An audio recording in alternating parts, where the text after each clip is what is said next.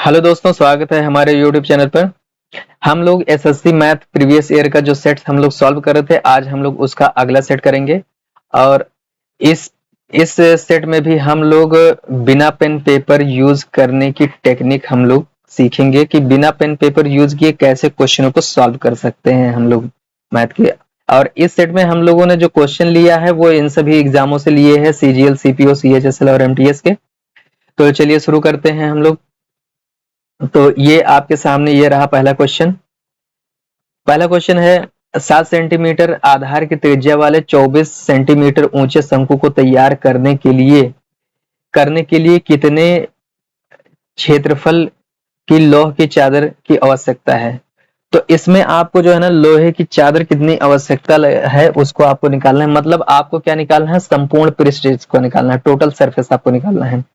तो total surface आप देखिए, बिना पेन पेपर आपको सॉल्व करना है तो कैसे सॉल्व करेंगे। देखिए, इसका जो फार्मूला होता है, फार्मूला पहले आप समझ लीजिए फार्मूला क्या होता है, बस उसी से आप समझ लेंगे। जो टोटल सरफेस होता है टीएस, इसका टोटल सरफेस होता है पाई आर और आर प्लस यल। यल क्या है, वो स्लैंट हाइट है, तिर्यक ऊंचाई।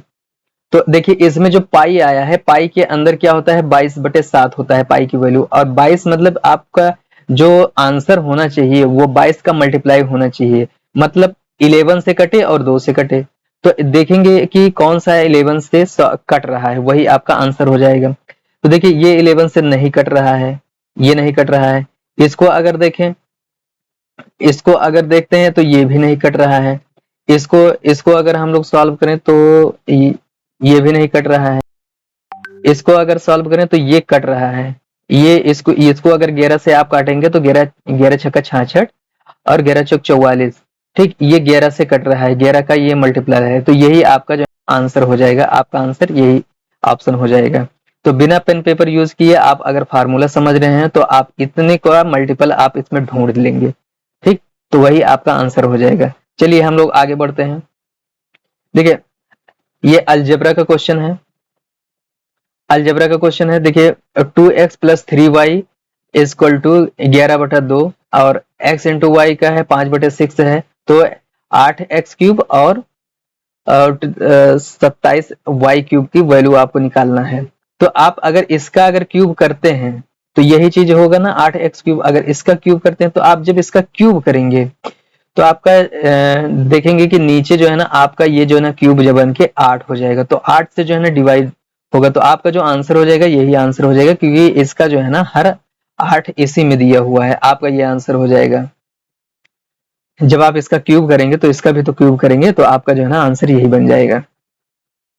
चलिए अगला क्वेश्चन देखते हैं हम लोग। अगला क्वेश्चन इन दोनों का मल्टीप्लिकेशन पूछा है, ये सरलीकरण का क्वेश्चन है।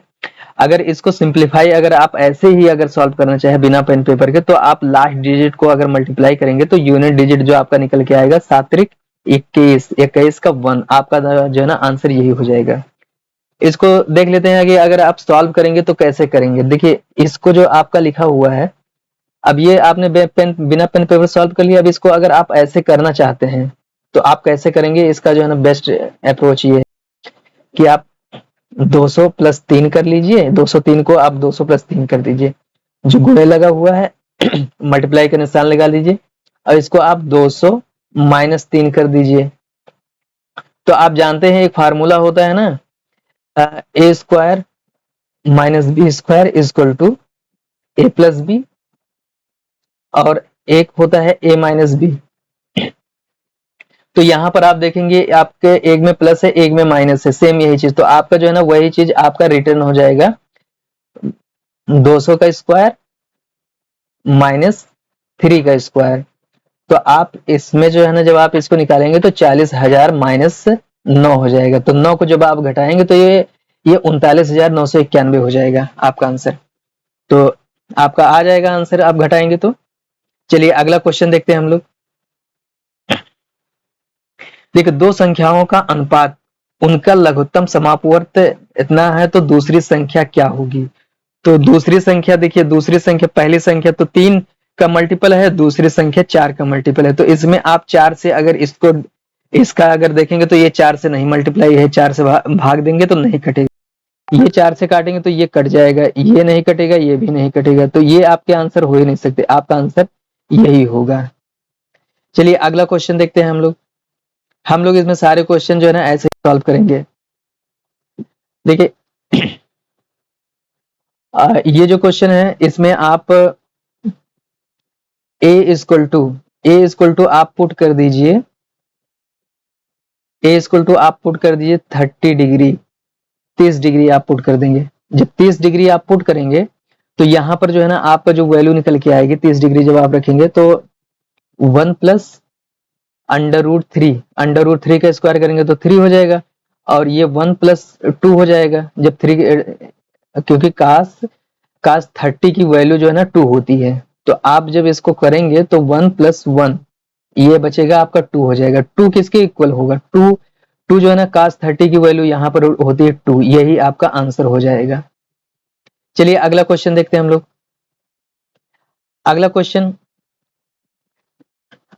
है एसी ऐसे वृत्त की जीवा है, एसी ऐसे वृत्त की जीवा, तो हम जीवा बना देते हैं एसी ऐसे वृत्त की जीवा जिसका केंद्र O है, यदि चाप BC, यदि बी चाप AC पर, AC जो है ना चाप, ये जो AC है इस पर कोई बिंदु B है, ये चीज पूछा है।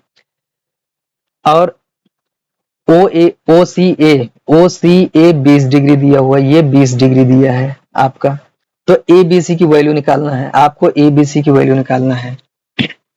तो ये तो आपके सामने हो गया क्वेश्चन, ये आपके सामने क्वेश्चन होगा। अब इसको सॉल्व कैसे करेंगे, आप इसको जो है ना यहाँ से ऐसे मिला देंगे, इसको मिला देंगे तो देखेंगे ये भी तो त्रिज्या है, ये भी त्रिज्या है, ये भी बराबर है, ये भी बराबर है, तो जब ये दोनों बराबर ही हैं तो ये कोण अगर 20 है तो ये भी 20 हो जाएगा।